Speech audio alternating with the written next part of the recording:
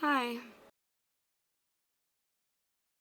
I saw a brief little snippet of, I think it was like a street or a sidewalk or something being blown open from the inside out, and it was kind of like an energy of bursting out. Let's see.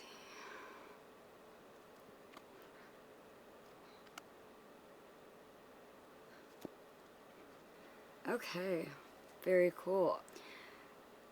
This is very interesting. Okay, so I am talking to a group of people who seem to possess a very high level of psychism, whether they know it or not. And the first card we have here is the Mystic.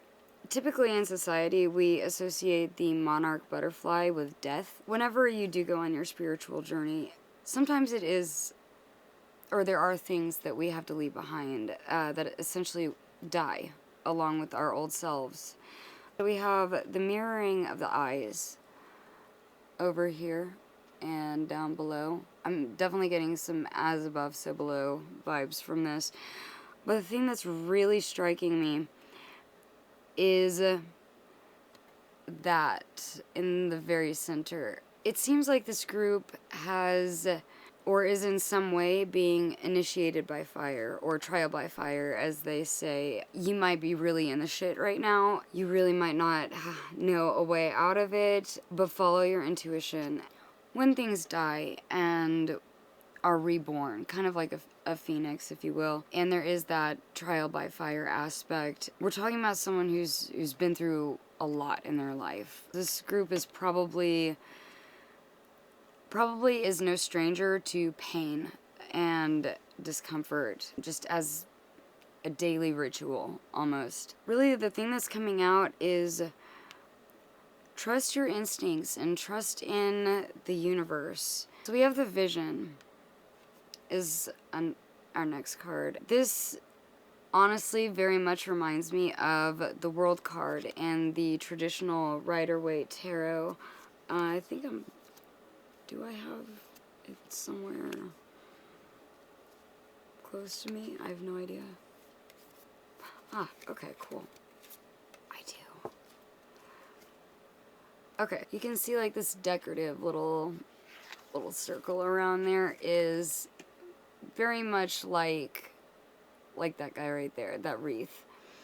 Again, you have as above, so below. You have two hands clasping. It almost kind of looks like they're cradling. Owls and nature might be really important at this time for grounding and really being able to get into touch with that very mystical side of yourself. Just like in the Mystic card, we have a little fire that's burning in that forest down there. And in the mountain range, I don't know if my camera will pick it up or not, but it looks like we have an opening with someone inside of it.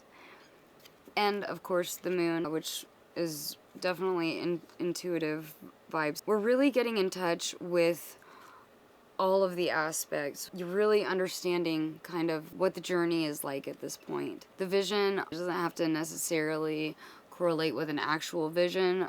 It could actually be something that you want in the external world that you're trying to manifest for yourself, or it can be a level of psychism that you'd like to learn how to use. But really, these hands, we want to protect our vision.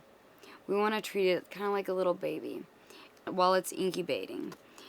And while at the moment we're going through our trials and tribulations. And then we have the Ring. So this card is really talking to me about the entire picture. Just like in the World card that I just brought out.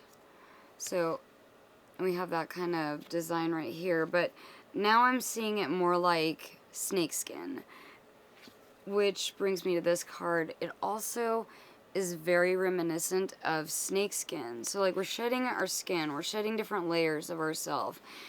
And as we do so, we're going to get to that center where everything lies.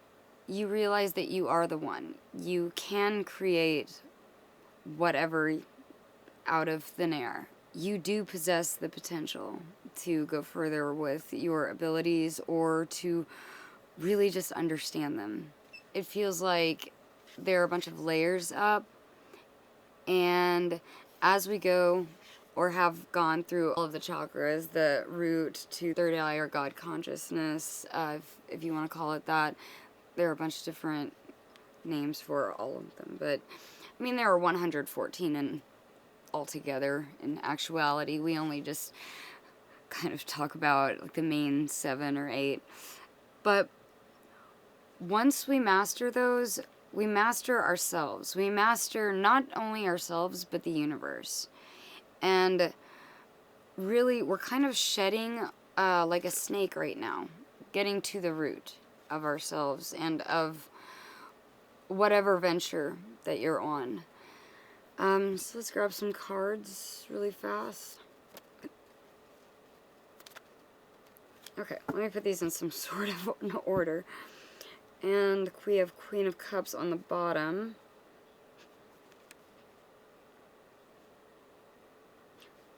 In the past, we may have had to really be protective of our boundaries. We have the 7 of Wands, and not just boundaries, but we may have just had to be on the defensive in general. Life may not have been very easy. As I've already been sensing for this group, it definitely hasn't been. It's put you on high alert. I'm starting to feel, it's kind of like the feeling being on a roller coaster when you're at the top and you're right at the point when you're descending and it's like zero gravity. It's like everything goes down, then everything comes up, then everything goes down. You may have been in some sort of fight or flight or freeze mode for quite a while. It feels like a lot of this is from outside influences, but some of it I feel like is also internal. Things that we do that we don't even notice, like self-sabotaging ourselves. And it could be in the most subtle of ways that we do so. Just even thinking that, oh, I can put this off until tomorrow. And then you never do it. That's a form of self-sabotage. You know, it could also be just not believing in yourself. We have the Devil card that wanted to come out. The Devil is really talking about how you have the power to loose or the power to bind. Notice how these people are in their chains, but their chains are very loose. They can easily just whip them back over their neck and run off. They're here by their own design. So this might be something very internal that you need to work through, not just outside influences that have like really brought you down, but coming to terms with the trauma that caused you and really doing the shadow work, which it looks like with the trial by fire, and just the general sense that this is something that you're working through but maybe haven't quite finished the journey. This is something that might still be very pertinent. I do want to talk about the inverted pentagram on the top of the Devil's head. The pentagram is a star, obviously. The top point, however, is talking about the mind. When we have the two bottom points, it's talking about like, grounding. So the very material world, the world that we live in, that you're watching this video in. When we have it inverted, we're talking about matter over the mind, which makes sense for the Devil card, right? He's very much, you know, like, make a deal with me and I'll do this and that for you. None of it's real, though. It's just an illusion. It's kind of like it's kind of like that scene in The Matrix where Cypher is meeting with Mr. Smith and they're eating steak, and Cypher's talking about how he knows it's not real, but it just tastes so good anyway. These are the types of things that keep us trapped in that type of double card energy where we can leave at any moment, we just don't.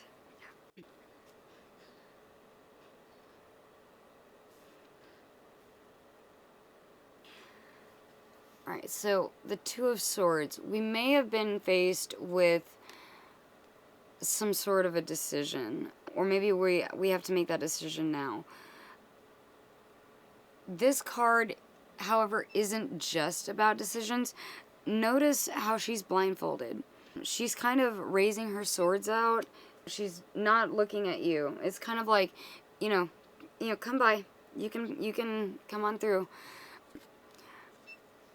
And that's actually what I'm getting more from this card than two different decisions thing. Something, the divine, the universe, whatever terminology you'd like to use, it's giving you a pass. It's saying, hey, come on, we know you've worked for this. Let's do this together. The other part of it, however, we have the moon and all the water. We're talking about very intuitive symbols in a very intellectual card. This might be like an internal decision too for some people. And do you actually want to be the mystic? Do you want to know? And if not, that's perfectly fine. It's your journey. You can stay in the chains if you want, and stay in the constantly fighting energy. It doesn't have to be a fight. You can easily find happiness just saying no, walking away, and doing something different. But I think this would be a huge disservice to you because you are very intuitive. We have another card that's talking about not only intuition and emotion, but making a decision. Notice how these two dogs, you have a dog and then you have a wolf, and they're barking at the moon. This little crustacean is coming out of the water, and there's a path laid out before them. This little lobster guy can easily go down the path while these two are distracted. There's a lot of illusion in life, in the spiritual world, in the material world. I feel like you are someone who can intuitively know the bullshit, and you are someone who is willing to call it out. That brings me to our Queen of Swords. She has her sword up, ready to strike at any moment, but she also has her other hand out, like, come on, tell me your problems, tell me what you need. We're talking about someone who has, like, an equal balance of both the intuitive and the not taking crap from anyone. And this might, I feel like I figured it. The thing that might get you to walk away from this is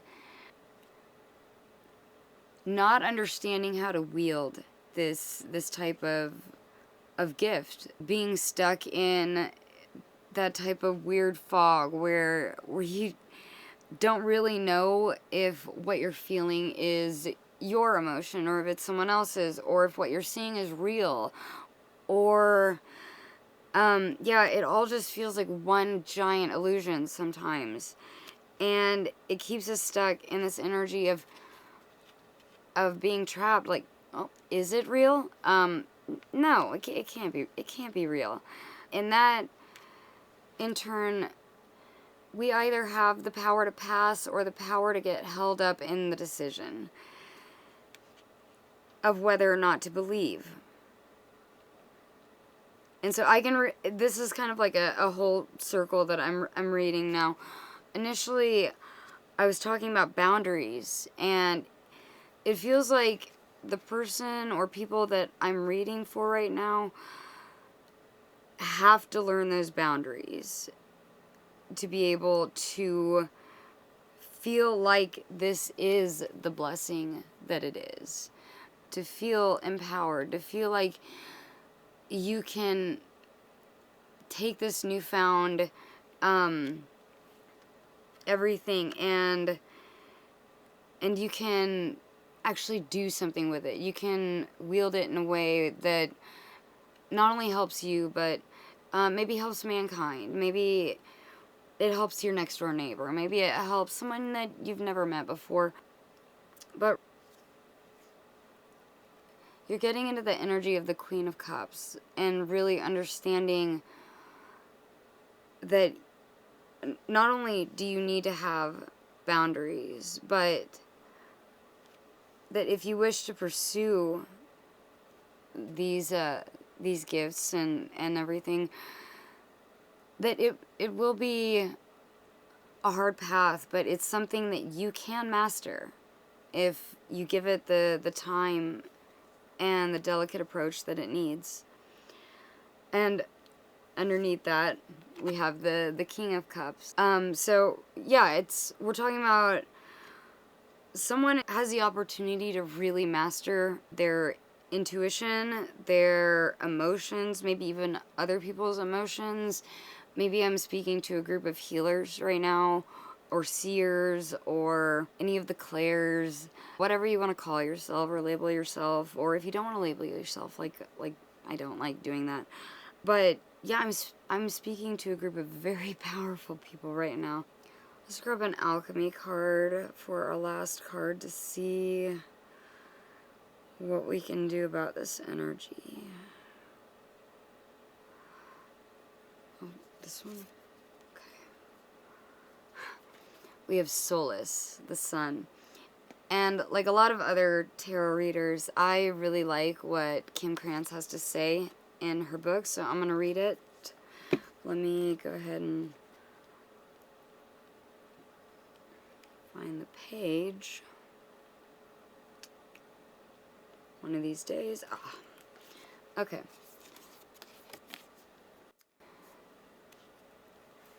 So we have expression, vitality, identity. Each morning the sun graces the night sky, summoning the dawn. Such is the energy of the sun card. With its arrival is an activation and a presence of vitality, of new beginnings. It is said that the sun is linked to the hero archetype and the yang dynamic in the Chinese alchemy. Through the sun's radiance, we are inclined to see ourselves fully and establish a sense of who we are. We gain confidence and clearer vision. In its light, we are assured that we too have an important role in the world. Associated with the masculine dynamics, the sun card certainly carries a risk if not kept in check. Remember, the sun never actually sets. It's the earth that pivots away. Assess whether it's time for you to awaken more fully or turn away and rest. Sunburns humble us all. To ponder the birth of the suns.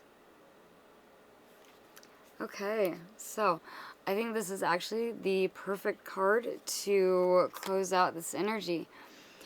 I really hope this helps someone, and I hope to see you again soon.